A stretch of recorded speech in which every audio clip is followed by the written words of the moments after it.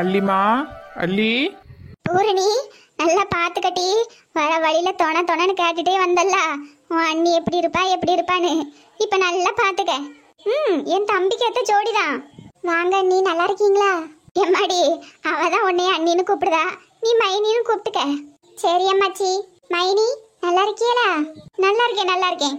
டேய் தம்பி, பிடிச்சாலும் பிடிச்சு நல்ல புளியும் கப்பாதான் பிடிச்சிருக்கப்போ. என்ன லூசு சொல்ற?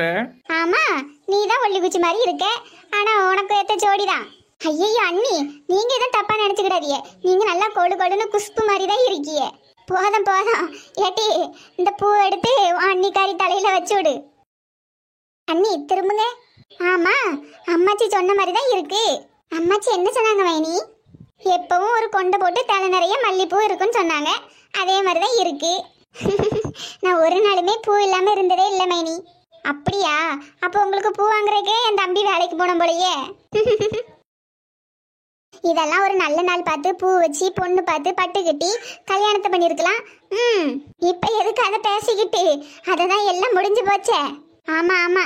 சரிங்க அண்ணே, கிளம்புங்க, நம்ம வீட்டுக்கு போலாம். என்னண்ணா, என்ன லூசு சொல்ற? ஆமா, நீ தான் அக்காக்கு முந்தைய கல்யாணம் பண்ணிட்டியே, அப்புறம் எங்க உன்னை தம்பின்னு கூப்பிடுறது? என்னமே நீ எனக்கு அண்ணன், நான் உனக்கு தங்கச்சி. சரி சீக்கிரமா கிளம்புங்க, போலாம். எங்க? நம்ம வீட்டுக்கு தான். தெரியாத மாதிரியே நடிப்பான். நான் வரல. ஏன்டா, என்னாச்சு? நான் வரல. ஐயா முத்துப்பண்டி, ஏயா? அம்மாச்சி, என்னை யாரும் கட்டாயப்படுத்தாண்டா. ஐயா முத்துப்பண்டி, உங்க அம்மா சொன்னதெல்லாம் என்ன மனசுல வச்சுட்டா இருக்க? அவளேதான் ஐயா மனசு மாதிரி உங்க ரெண்டு பேரையும் வீட்டுக்கு கூப்பிட்டா. நீ நம்பலன்னா பூரணிட்ட வேணா கேட்டு வரையா? ஆமாட, சித்தியதான் மனசு மாதிரி உங்க ரெண்டு பேரையும் கூப்பிட்டாவ. மனசு மாறினதெல்லாம் சரிதான். நான் எப்படி பார்த்தா அவியதானே வந்து கூப்பிட்டுருக்கணும். ஐயா, உன் அம்மைய பத்தி தான் உனக்கு தெரியும்லையா?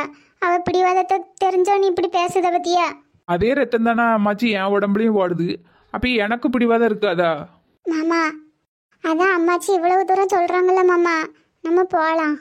உனக்கு ஒன்றும் தெரியாது அள்ளி, நீ சும்மா இரு. இல்லை, யானை இப்படி பண்ணுதா? நீ வீட்டுக்கு வருவன்னு இன்னைக்கு அம்மாச்சி எவ்வளவு ஆசையா சமைச்சு வச்சுட்டு வந்திருக்காவ தெரியுமா? வாழை, உங்க ரெண்டு பேரையும் வீட்டுக்கு கூப்பிடணும்னு சித்தியா தான் முடிவு எடுத்தாவ. என்ன, அவளுக்கும் கோவம் இருக்க தானே செய்யும். பெத்த பிள்ளை இப்படி பண்ணா யாருக்கு தான் கோவம் இருக்காது?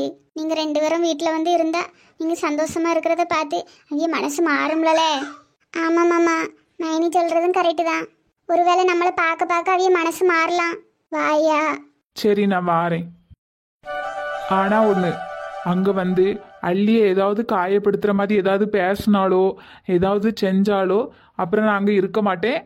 திரும்ப இதே வீட்டுக்கு வந்துடுவேன். இப்போதைக்கு தேவையான துணிமணி மட்டும்தான் எடுத்துட்டு வருவேன். அப்புறம் அங்க இருக்கலாமா வேண்டாமாங்கிறது என் முடிவு தான். யாழ இப்படிலாம் பேசுதே? ஏய்யா, உன் இஷ்டம் ஐயா. நீ நான் சொன்ன நம்ப மாட்டேன். உன் கண்ணால வந்து பாரு, உன் அம்மா கறி மாறி இருக்கிறத. அதுக்கப்புறம் நீ அங்கதான் இருப்ப பாரு. பூரணி, நீ விடுமா. இவன் நேரில் வந்து பார்த்தாதான் நம்புவான். பிடிவாதக்காரிக்கு பறந்தவன் வர பிடிவாதமாக தானே இருப்பான். சரி கிளம்புங்க ரெண்டு பேரும். தேவையான துணி மட்டும் எடுத்து வச்சுக்கிடுங்க. பொழுது சாயம் முந்தி வீட்டுக்கு போயிடுவோம். சரி அம்மாச்சி. அண்ணியாரே வாங்க, நான் உங்களுக்கு ட்ரெஸ் எல்லாம் எடுத்து வைக்க ஹெல்ப் பண்றேன். சரி மைனி.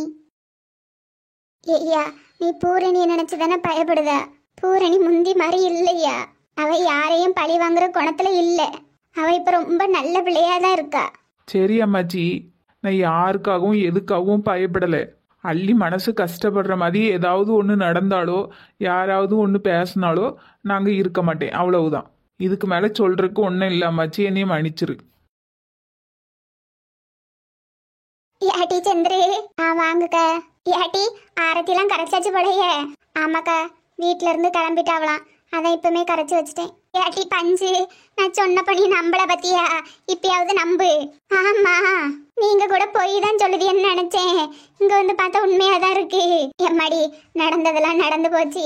என்னமா பழசெல்லாம் முட்டு தள்ளிட்டு உன் மருமவளை மவளாட்டம் பாத்துக்கமா. சரிக்க. ஏ சந்திரு, ஆரத்தி எடுக்க வேற யாரும் இல்லையா? அம்மாவும் பூரணியும் கூப்பிடுறதுக்கு போயிருக்காவுக்க. நான் மட்டும் தான் இருக்கேன். அப்படியாம்மா, நீ ஆரத்தி எடுக்க கூடாதே. ஏங்க, மத பிள்ளைகள் வீட்டுக்கு வருது வாழ்றதுக்கு.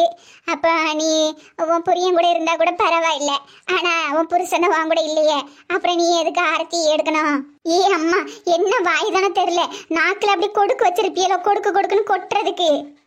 அவ அம்மா தானே, அவ எடுத்த உங்களுக்கு எங்க எடுக்குது? அவ ஆரத்தி எடுத்தா உங்களுக்கு என்ன செய்யுதுன்னு கேக்கேன். பார்த்து பேச மாட்டியலோ?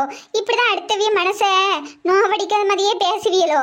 இல்லட்டி ஒரு நல்ல காரியம் நடக்கச்சல இவ என்ன சொல்றது, இந்த மாதிரி ஆட்கள் நிக்க கூடாதுன்னு பவுல்ல, அதனாலதான் சொன்னேன். அப்படி பார்த்தா நீங்களும் நானும் தான் நிக்க கூடாது. போகுமா? ஏட்டி அது இல்லட்டி நீயும் நானும் வேற. அவ வீட்டுக்குள்ள ஆரத்தி எடுத்து கூட்டிட்டு போவாள்ல, அதுக்கு சொன்னேன். அதெல்லாம் அந்த காலம். இப்ப ஒன்னும் அப்படிலாம் இல்ல. அவ பெத்தவதானே, அவ எடுக்கலாம். இல்லக்க, அவிய சொல்றது சரிதான். என்னம்மா அவ ஒரு கிறுக்கி, அவ சொல்லுதானே நீனும் சரிதானே சொல்லுத. என்ன இருந்தாலும் நான் எடுக்க கூடாது தானே.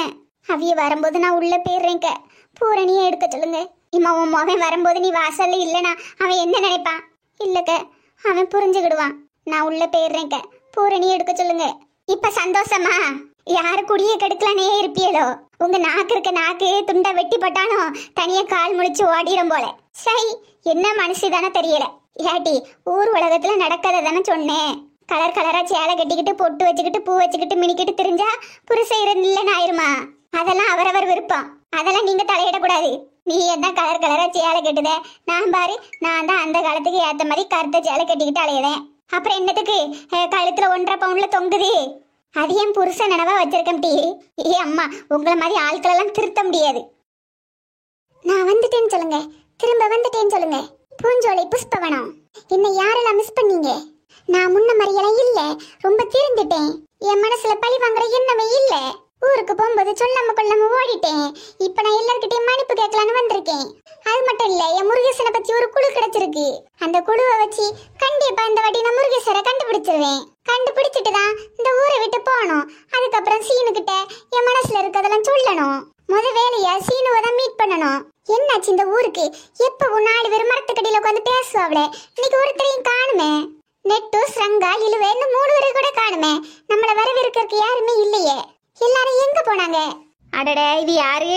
வாங்க ரங்கக்க, உங்களை பார்த்து எவ்வளவு நாள் ஆகுது. ரொம்ப மகிழ்ச்சியா இருக்கு. ஏட்டி புஸ்ஸு, சொல்லாம கொள்ளாம ஊரை விட்டு போயிட்டியேட்டி. நாங்க உன்னை ரொம்ப கொடுமைப்படுத்துனோமோ? அதெல்லாம் இல்ல, உங்ககிட்ட மன்னிப்பு கேட்கலான்னு தான் திரும்ப வந்திருக்கேன். ஏட்டி மன்னிப்பு கிடக்குது மன்னிப்பு. நாங்களாம் அதெல்லாம் மறந்து ரொம்ப நாள் ஆகுதுட்டி. இப்போ அது வேற ஒரு பிரச்சனையில அம்மா போயிட்டு இருக்கு. இப்போ எல்லாரும் மீனாட்சி பாட்டி வீட்டுக்கு தான் போயிட்டு இருக்கோம். நீ அங்க வந்துரு. என்னாச்சு ரங்கக்க, இவ்வளவு பதட்டமா பேசுதியல? என்ன பிரச்சனை? எல்லாம் நெட்டவள்ளி பார்த்த வேலைதான். ஆமா, எல்லாரும் அங்கதான் இருக்காவ. நீயும் வந்துருட்டி. கையோட என்னையும் கூட்டிட்டு போங்க. வாட்டி வா. ஏட்டி, உன் முருகேசர் கிடைச்சாரா? அவரை பத்தி ஒரு குழு கிடைச்சிருக்கு. அந்த குழுவை எடுத்துட்டு தான் வந்திருக்கேன். எல்லாரும் எப்படி இருக்கிய? கொஞ்ச நேரம் நின்னு பேசுங்களேன். ஏன் இப்படி சுடு தண்ணி காலில் ஊத்துன மாதிரி ஓடுதிய? ஏட்டி, இழுவ, நெட்டவள்ளி, மல்லியக்கா, இளிச்சக்கா, பாட்டி, ஆச்சி எல்லாரும் அங்கதான் இருக்காவோ மீனாட்சி பாட்டி வீட்டுல. நீ பொறுமையா வந்தன்னா அங்க வந்து எல்லாரையும் விசாரிச்சுக்கலாம். என்ன சொல்லுதியோ? எல்லாரும் ஒரே இடத்துல எப்படி? அதான் சொல்றோம்ல, ஒரு பிரச்சனை ஆகி போச்சுன்னு.